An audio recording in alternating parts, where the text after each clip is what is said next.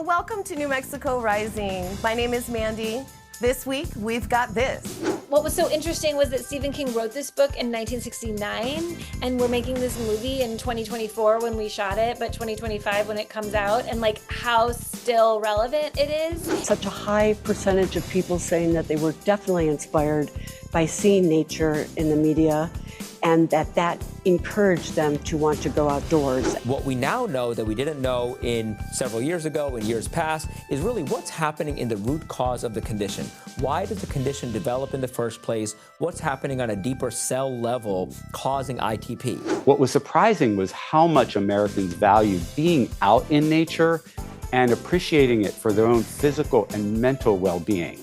All that and more right here on New Mexico Rising.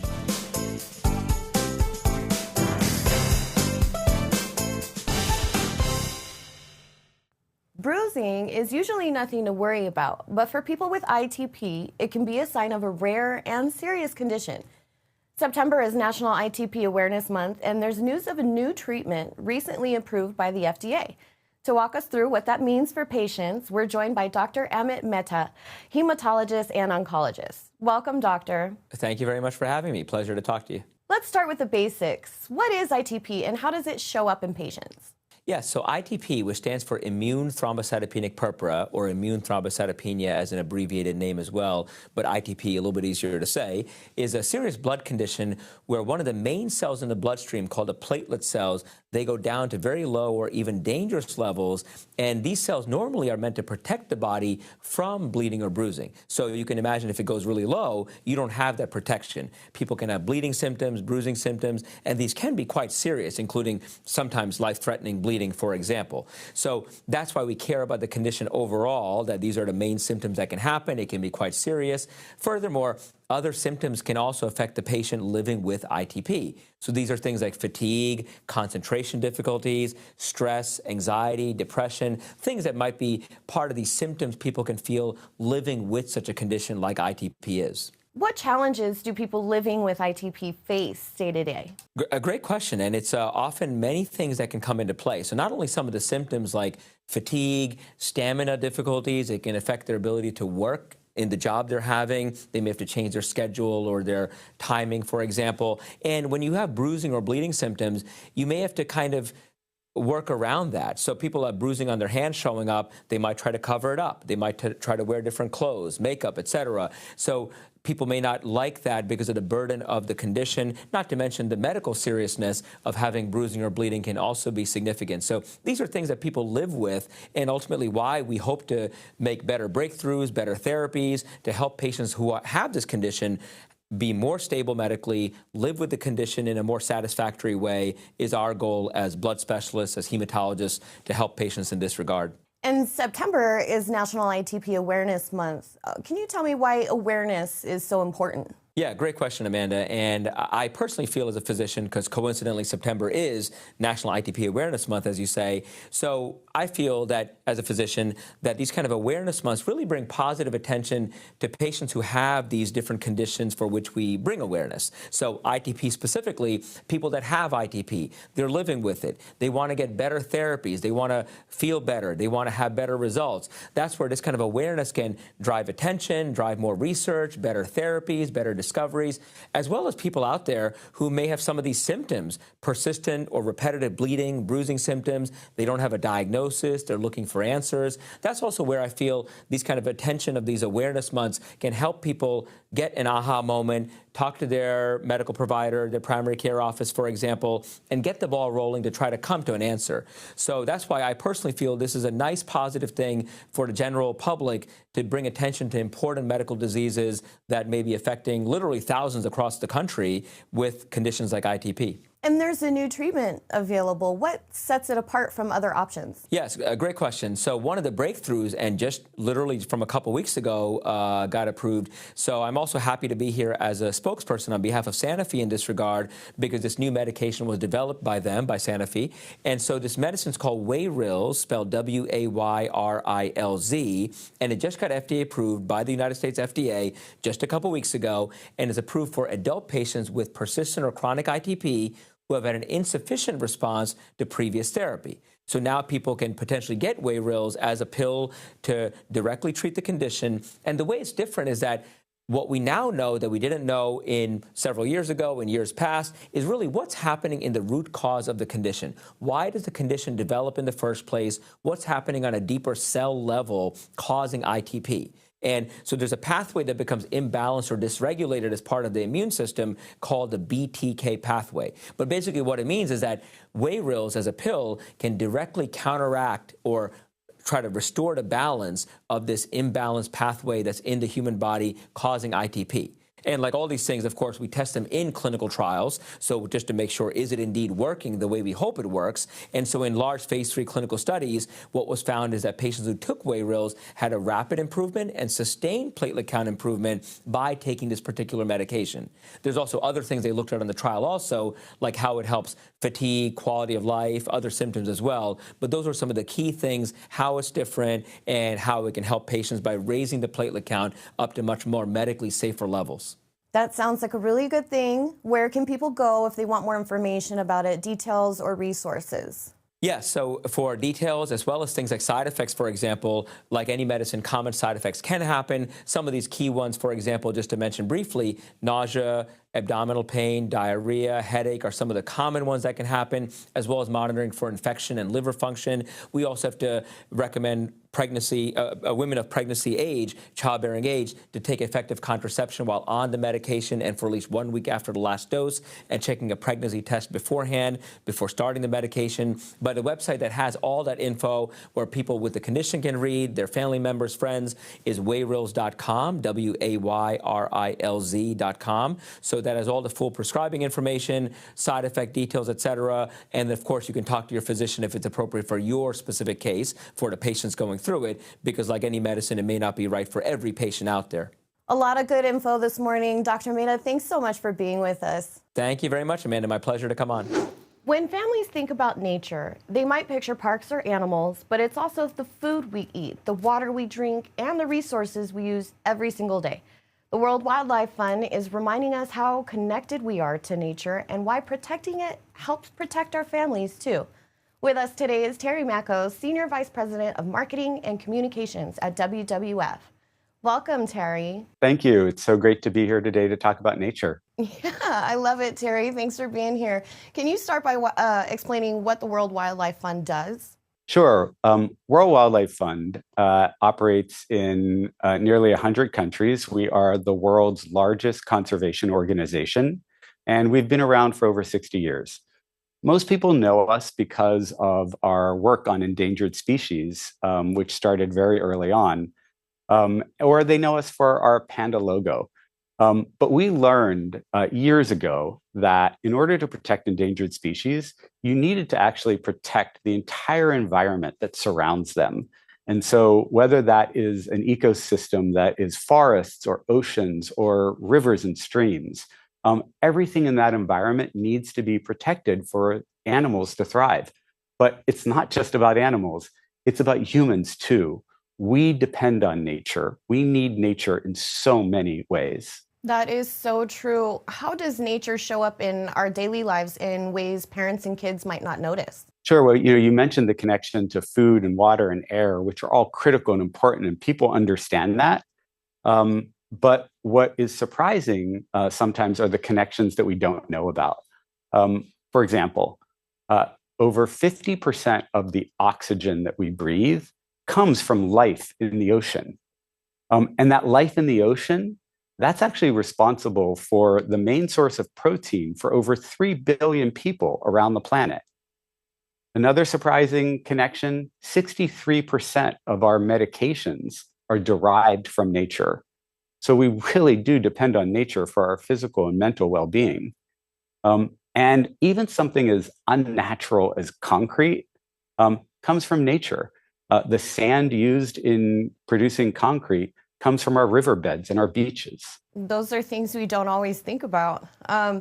What are a few easy changes families can make at home to save energy or water? Yeah, there are really easy, simple things you can do. So one thing is to reduce your own food waste. 40% of the food that we produce in our country is wasted. And you can start right at home. by being really mindful about what you bring into your home, whether that's from the supermarket or the farmer's market, and what you put on your plate.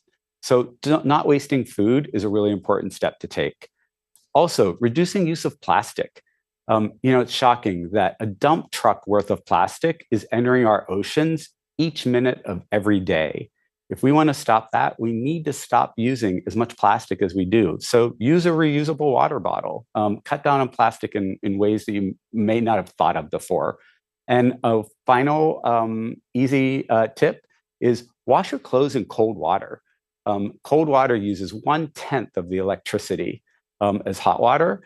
So it's a really easy thing to do. Your clothes come out clean and you use less energy, which means less pressure on your electric bill. You looked at how Americans feel about nature in a new survey. What did you find most surprising? Yeah, well, what wasn't surprising was that Americans really understood the connection between food, water, and air. What was surprising was how much Americans value being out in nature and appreciating it for their own physical and mental well-being. That was loud and clear. But another surprising fact was that 3 out of 4 Americans view nature as an important part of our cultural identity. So whether that conjures up images of the bald eagle or our national parks or even the woods that surround your neighborhood, Americans really value nature for that connection. It's an intrinsic American value. But Americans are concerned around the threats to nature. We found that 84% of Americans were concerned around what threats there are to nature, with 6 out of 10 being very or extremely concerned. So this is something that Americans are truly united about. Do you think that family life and traditions affect how people view and value nature? Absolutely. What we found was that those attitudes around nature are shaped at a very early age. So America's youth, they're making that connection to nature by taking hikes with their family or playing outside. Those connections to nature are shaped early on. And it's not from messages from organizations like ours. So family plays a really important role. And one of the things any family can do is talk about nature around the dinner table, talk about the food that you're eating and where it comes from. Those are what really help to shape views and attitudes early on. That's great info. If families watching want to take action, where should they go for more information? Go to WWF.org and you can dive deeper into our survey results, or you can find out more about what you can do to help protect and save nature, or follow us on social media, whether that's Facebook, Instagram, LinkedIn, TikTok. You'll find us there. Sounds good. Terry, thanks so much for joining us. Thank you so much for having me. A new report shows many people today, especially younger generations, are spending less and less time outdoors. To help with that, Supernatural British Columbia has launched a new tool called the Nature Rating, built to remind us how important nature really is. Joining us today is Vanessa O'Brien, mountaineer, explorer, astronaut, and Guinness World Record holder. Welcome, Vanessa. Oh, thank you so much, Amanda. It's great to be here. So good to have you. Can you start by telling us about this new research and what it found about our connection with nature? Absolutely. So the research found a deficit in the nature content in the media we consume today. And so very cleverly, the Nature Rating evolved and was brought into life. This is a first of its kind online tool. It's free to use. It was developed by Supernatural British Columbia. And what the tool does is analyze the media that you consume so that you can understand for yourself how much nature you're consuming with what you're viewing or listening to or reading even. And that's important because up to 70% of the people said that they were inspired by popular culture, and the nature that they found in popular culture really was instrumental to inspiring them to seek out nature in real life. So making that connection is really important. And this tool will help people understand how much nature really is in their life. Were there any statistics from the report that surprised you? Yeah, probably two. One, that there are, sort of cohorts of groups that, will just stay inside for like 3 days, and sort of be oblivious to the fact that they haven't been outdoors. And that's not really healthy for anyone. In COVID, we might have had to do these things. We don't have to do them today. It's really important to have balance in our lives. We know that instinctively, but we have to ensure that it happens sort of on a calendar basis, on a regular basis. So that was one. And the second is such a high percentage of people saying that they were definitely inspired by seeing nature in the media, and that encouraged them to want to go outdoors. And then they rated shows like Yellowstone and Survivor quite high. And these are very high nature-based programming. And what is the nature rating tool? How does it work? Yeah, so it's super easy to use. I have a lot of fun with it, and I've been playing with it for the past couple of days. You go online, thenaturerating.com, and right on the landing page, it tells you that, hey, there's a deficit, and we should be aware of this. But it invites you to go in and put in the titles of the music you're listening to, the books you're reading, the TV shows or films you're watching, and it will rate each one from 1 to 10, with 10 being the most nature, 1 the least. It'll make suggestions for similar genres that have more nature, knowing that there's this inspirational link. And it will also suggest where you can go to get outdoors, which is super clever. So the real goal is to get outdoors. The gap, and to bridge that gap, is to get this nature in the media that we're consuming so that we stay inspired and that we'll end up outdoors ourselves. That sounds like a really cool tool. I'm going to start using it. What are some easy ways families can start reconnecting with nature? There's so much. It starts with curiosity, and you don't have to. I think people, maybe stop because they think, oh, it's got to be something big, or I've got to take time or do something, really massive. It's like, no, it's the weekend. Just get out, go somewhere you haven't gone.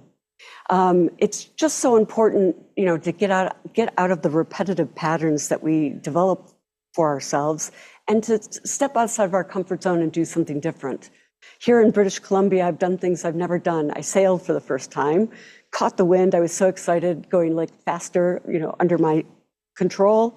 I went through the Squamish Canyon, which was filled with forest. It was absolutely beautiful. There's all this stuff about forest bathing. I am so curious. I'm always soaking up that next step. And I just want people to be able to feel the same, do the same, tap into their natural curiosity. Just take that one step. It doesn't have to be this giant step. Take the family, take the kids, take your friends, go al fresco. You'll love it. You will love it. I do. Good. If families want to learn more, where should they go for more information? Absolutely. It's thenaturerating.com. Simple. That's it. You don't sign up. No subscription. There's no payment. You don't register and put in passwords. Nothing like that. So just be honest with yourself. Be honest with what you're watching. If you watch cartoons all day, that's fine. Find out how much nature's in there. If it's a free online tool, come back as often as you like and learn more. That sounds awesome, Vanessa. I'm on it right after I get out of this chair. Thanks for being here. Yes, chair first. Thank you. Thank you, Amanda. Crisp air, changing leaves. Fall feels great, but for a lot of us, the season also means dry eyes, allergies, and extra screen time that can leave our eyes tired and irritated. Joining us today is Harvard-trained optometrist Dr. Elise Kramer, an expert in ocular surface disease and specialty contact lens design. She's teaming up with TheraTears to show science-backed ways we can protect our eyes this fall. Welcome to the show, Dr. Kramer. How are you? Good. How are you? Thank you so much for having me. I'm doing okay. Okay, so why does fall tend to be such a tough season on our eyes compared to like the rest of the year? Yeah, so, eye care is related to overall health. And just as you mentioned, we love the fall. It's beautiful, right? But it does lead to that crisp, cool weather, dehydrated, right? That indoor heat and excessive screen use, allergens, ragweed. And that's why I've partnered with TheraTears to remind everyone that caring for dry eyes isn't just about comfort, but it's about finding solutions for long-lasting relief. And you've been highlighting the phrase, it's a science. What does that really mean when it comes to like eye care? So It's a Science captures how TheraTears is more than just soothing drops. It delivers all 5 critical electrolytes in a science-backed formula that mirrors your natural tears. So in our tears, we actually have electrolytes like calcium, magnesium, sodium, potassium, and bicarbonate. And TheraTears has these electrolytes, which helps restore balance and hydration to the ocular surface. And that can really make a difference. And dry eyes, it's such a common complaint, especially here in New Mexico. What are some of the real solutions people could count on for relief? So I think most people don't understand that electrolytes are the unsung heroes of your natural tears. So think of your tear film as like a delicate ecosystem. When it's out of balance and your eyes lose water, that's when you feel the burn. And TheraTears is really the only over-the-counter dry eye drop with those 5 vital electrolytes I was telling you about. And that formula really restores moisture and balance. So it's not just like you're covering something up. It's not a Band-Aid. You're actually giving back or replenishing what you're missing. And beyond comfort, are there other health benefits to using eye care that's backed by science? So when eye care is science-backed, like with TheraTears, key ingredients work together to support hydrated and balanced eyes, and that leaves them feeling nourished and comfortable. So sometimes we don't produce enough tears, and sometimes we do, but they evaporate a little too quickly. And that salt imbalance is really what can lead to symptoms. So using something like TheraTears that's backed by experts doesn't just give us comfort, but it also gives us peace of mind that we're using something that's truly effective. And what other steps can people take at home to keep their eyes comfortable and protected this season?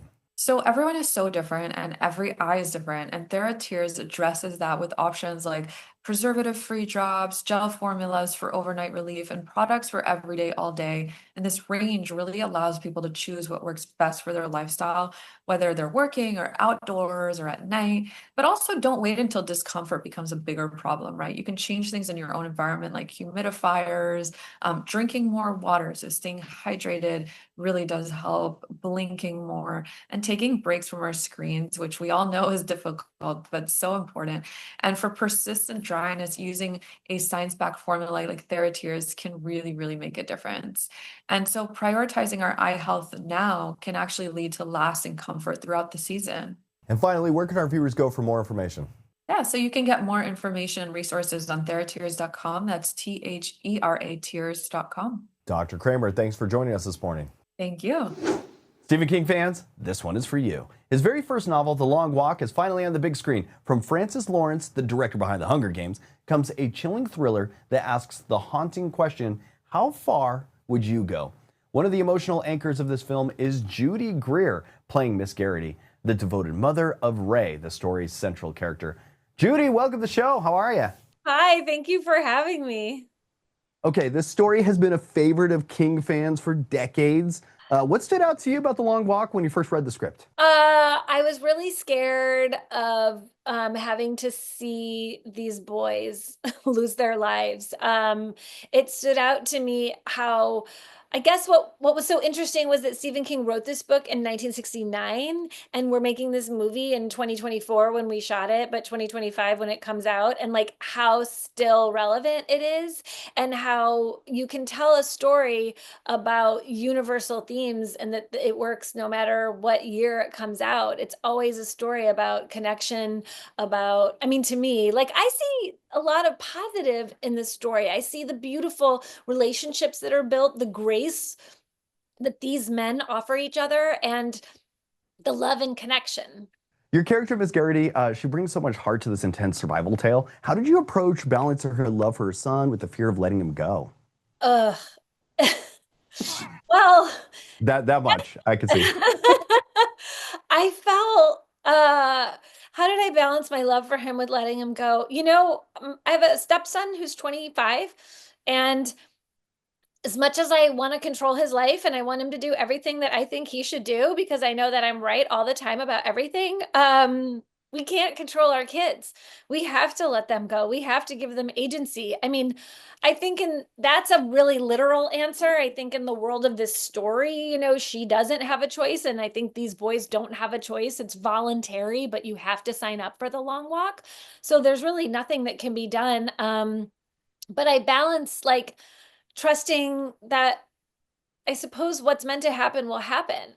But I also feel like Ginny, that's my character's name, she doesn't really balance it. Like she understands the depth and the gravity of what is going on in a way that she knows her son doesn't yet. And The Long Walk, it doesn't just thrill, it kind of leaves audiences with the big question about sacrifice, hope, and survival. What do you hope movie goers... Okay. What do you think moviegoers carry with them when they kind of leave the theater? I love the theater. After I saw it the first time, I've seen it twice, I was sobbing and screaming at the screen. Thankfully, I was the only one watching it in the screening room, screaming, why? But I left feeling so much love and so much hope in my heart. I guess that's what I think, what I hope audiences will feel as it starts to really stick to your bones. You realize it's a story about love and connection and hope. And Peter McVries, the character played by David Johnson, says, choose love. And it is like gutting when he says it to me. All right. I'm kind of heartbroken right now. I love this movie. I really do. I mean, I think it's so beautiful when you really like take away the horror of what we watch. We think like all we have is our connection to other people. All we have is our love for other people. I mean, and this movie is like kind of a little microcosm of life. Like we start walking and then at some point it ends. All that's there is really like trying to connect to people that you don't know and loving strangers maybe. All right. And everything in between, like trying to connect on the way. All right. Yeah. The Long Walk is in theaters now. For showtimes, head to longwalk.movie and check your local listings to experience this powerful adaptation of Stephen King's first novel on the big screen. Judy, I love you to death. Thank you for joining me this morning. Thanks for having me. Thank you for tuning in. That was New Mexico Rising. And if you want to be a part of the show, email us at newmexicorising@gmail.com. You can go to our website, newmexicorising.com. And for behind the scenes and other fun stuff, please follow us on socials and subscribe to our YouTube at NM Rising. See you next week.